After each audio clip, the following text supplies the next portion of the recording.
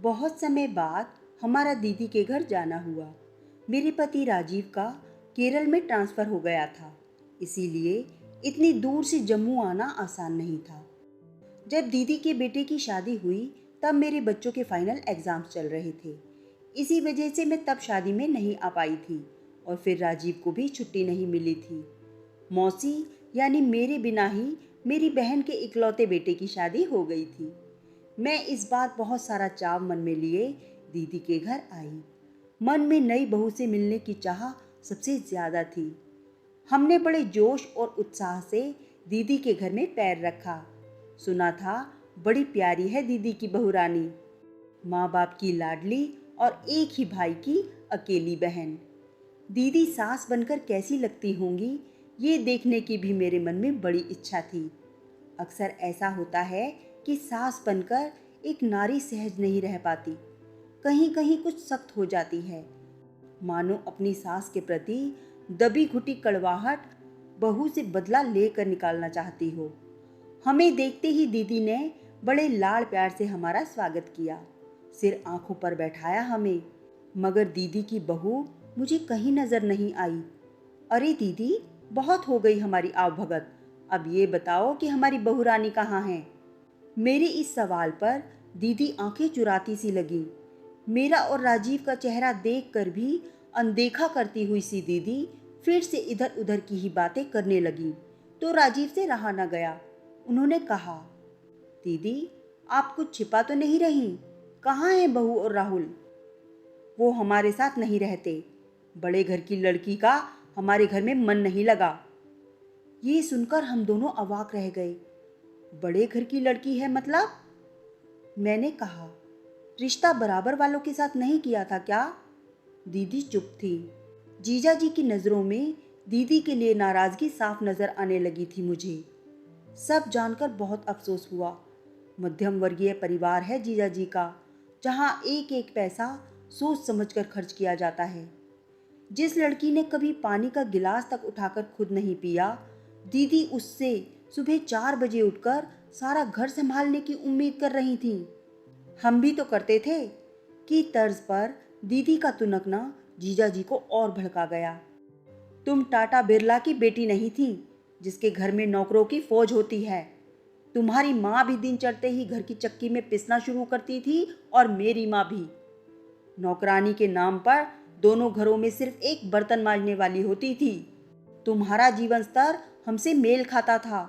पाई पाई बचाकर खर्च करना दोनों ही घरों की आदत भी थी और ज़रूरत भी। इसीलिए तुमने निभा लिया मेरे परिवार से। और वो बच्ची भी तो किसी तरह निभा ही रही थी। दबी आवाज़ में उसने मुझसे कहा भी था कि पापा, मुझे रसोई के काम की आदत नहीं है, रसोइया और फुल टाइम नौकर रख लीजिए।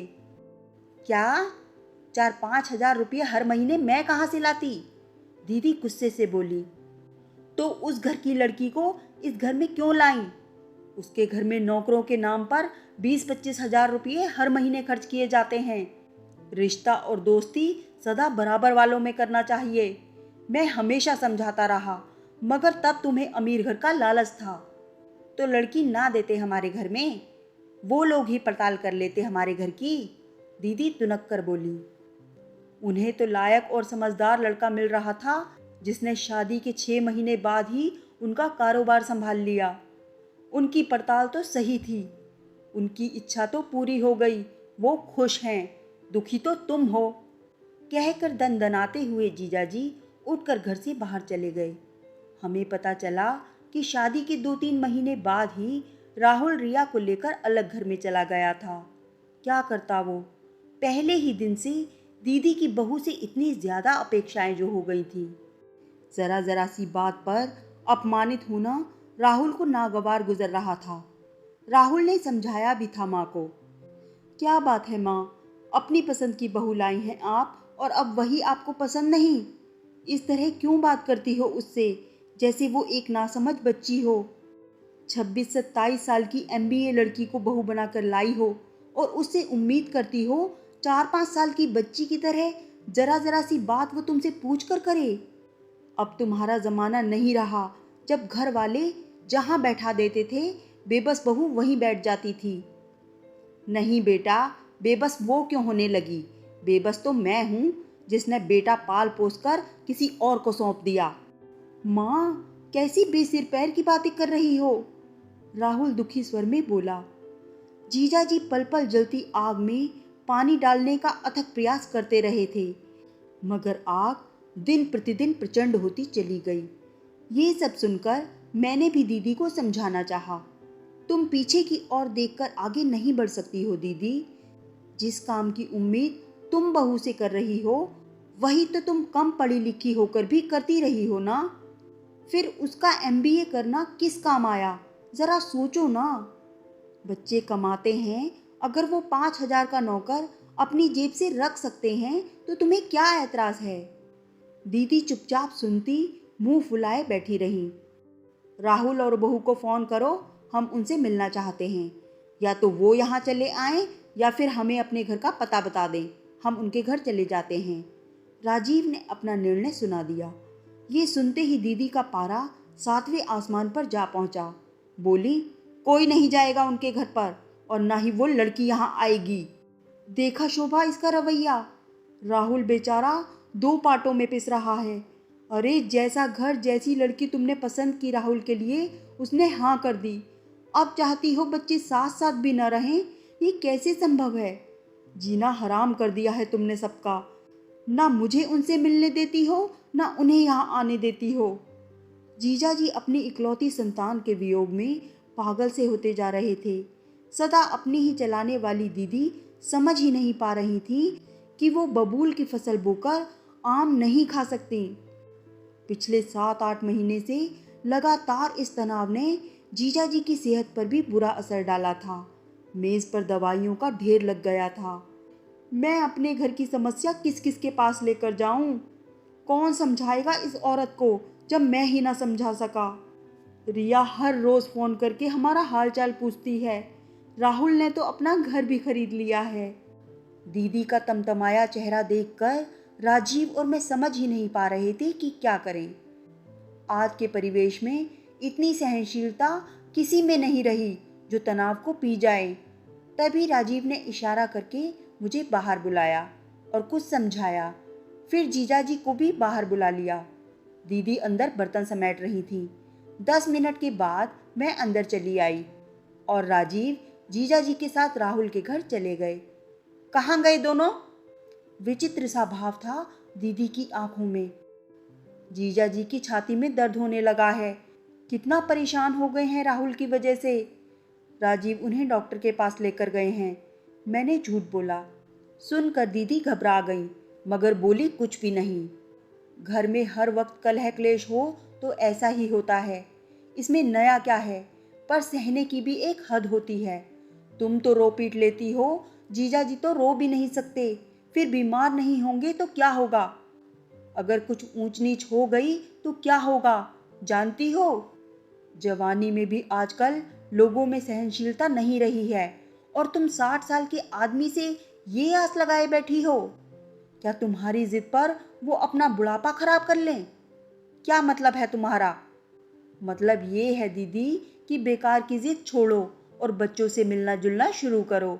तुम नहीं मिलना चाहती तो जीजा जी को तुम मत रोको। अगर जीजा जी को दिल का रोग लग गया तो हाथ मलती रह जाओगी दीदी, अकेली रह जाओगी। तब पछताने के सिवा कुछ हाथ नहीं लगेगा। बहू अमीर घर की है, उसका रहन सहन वैसा है, तो क्या ये उसका दोष हो गया? अपने जैसे घर की कोई क्यों नहीं ले आई, जिसका जीवन स्तर तुमसे मिलता जुलता होता और तुम्हारे मन में भी कोई हीन भावना ना आती। दीदी, क्या ये सच नहीं है कि तुम बड़े घर की बच्ची के रहन सहन को पचा नहीं पा रही हो? जो लड़की अपने पिता के काम में सहयोग करके इतना कमा रही थी, उसने तुम जैसे मध्यम वर्गीय परिवार में शादी के लिए हाँ कर दी, सिर्फ इसलिए कि इस घर की सादगी और संस्कार उसे पसंद आ गए थे। राहुल उसे बहुत अच्छा लगा था। और बस करो शोभा, तुम भी राहुल की बोली मत बोलो। दीदी बीच में ही बोल पड़ी। इसका मतलब मैंने भी वही समझा है जो राहुल को समझ में आया है। रिया एक बहुत ही अच्छी लड़की है। वो तो तुम्हें अपनाना चाहती है, बस तुम ही उसकी नहीं बनना चाहती हो। दीदी कुछ बोली नहीं।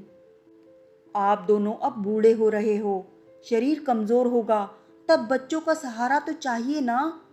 बच्चे ना बुलाएं तो भी समझ में आता है। तुम्हारे बच्चे तो तुम्हें सिर आंखों पर बैठाते हैं। थोड़ी देर चुप्पी छाई रही। तभी राजीव का फ़ोन आया। उन्होंने कुछ और समझाया मुझे। जीजा जी की छाती में बहुत दर्द हो रहा है क्या? राहुल को बुला लिया क्या आपने? अच्छा किया, हम भला इस शहर में किसे जानते हैं। मेरा स्वर कुछ ऊंचा हो गया तो दीदी के भी कान खड़े हो गए। राहुल को बुला लिया? क्या मतलब? उसे बुलाने की क्या ज़रूरत थी? दीदी ने पूछा। मैं अवाक रह गई कि दीदी को जीजा जी की तबीयत की चिंता नहीं, राहुल को क्यों बुला लिया, बस यही प्रश्न किया। मैं हैरान थी कि एक औरत इतनी भी जिद कर सकती है। बहू से नफरत इतनी ज़्यादा कि पति जाए तो जाए, बेटा घर ना आए। मैंने उसी पल ये निर्णय ले लिया कि दीदी की जिद को खाद पानी डालकर एक विशालकाय पेड़ नहीं बनने देना। एक स्त्री की त्रियाहट इतना नहीं बढ़ने देना कि घर ही तबाह हो जाए। दीदी को जीजा जी की पीड़ा समझ में नहीं आ रही तो वही भाषा बोलनी पड़ेगी जिसे दीदी समझें। 2 घंटे बाद स्थिति बदल चुकी थी। राहुल और रिया हमारे सामने थे। आते ही उसने मेरे और दीदी के पांव छुए। पापा को हल्का सा दिल का दौरा पड़ा है मम्मी, मौसा जी और डॉक्टर साहब हमारे यहाँ हैं, चलिए आप भी वहाँ।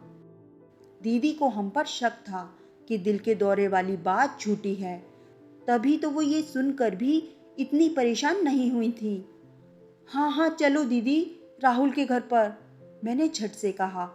राहुल और रिया अंदर कमरे में चले गए और जब बाहर आए तब उनके हाथ में दीदी और जीजाजी के कपड़ों की अटैची थी।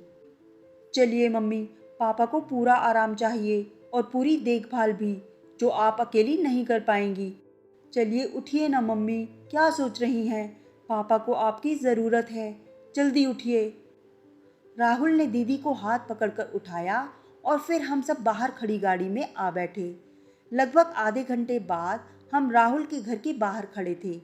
ये देखकर खुशी के मारे मेरी आंखें भर आईं कि राहुल इतना बड़ा हो गया है कि अपने घर के बाहर खड़ा हमारा गृह प्रवेश करा रहा है।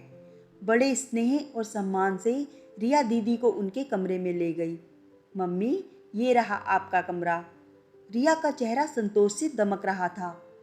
ये आपकी अलमारी, ये बाथरूम, सामने की दीवार पर टीवी, और भी आप जो चाहेंगी आ जाएगा।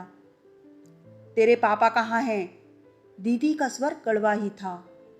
वो उधर कमरे में लेटे हैं, डॉक्टर और मौसा जी भी वहीं हैं। तनिक सी चिंता उभर आई दीदी के माथे पर, फिर तुरंत वो उनके पास पहुंच गईं। वास्तव में जीजाजी लेटे हुए थे। डॉक्टर उन्हें समझा रहे थे। तनाव से बचिए आप, खुश रहने की कोशिश कीजिए। क्या परेशानी है आपको, ज़रा बताइए ना। आपका बेटा इतना होनहार है, बहू भी इतनी अच्छी है, आपकी कोई जिम्मेदारी भी नहीं है, तो फिर क्यों दिल का रोग लगाने जा रहे हैं आप? जीजाजी चुप थे। ये सुनकर दीदी की आंखें भर आईं। शायद अब दीदी को जीजाजी की बीमारी का विश्वास हो गया था। राजीव मुझे देखकर मन मन मुस्कुराए। रिया हम सबके लिए चाय और नाश्ता ले आई और जीजाजी के लिए सूप। चैन दिख रहा था अब जीजाजी के चेहरे पर। आंखें मूंदे चुपचाप लेटे थे और दीदी के चेहरे पर पश्चाताप और आंखों में करुणा भरे आंसू देखकर साफ पता चल रहा था कि उन्हें अपनी गलती का एहसास हो गया है और इस तरह एक शुरुआत हो चुकी थी। आशा है अब परिणाम भी सुखद ही होगा।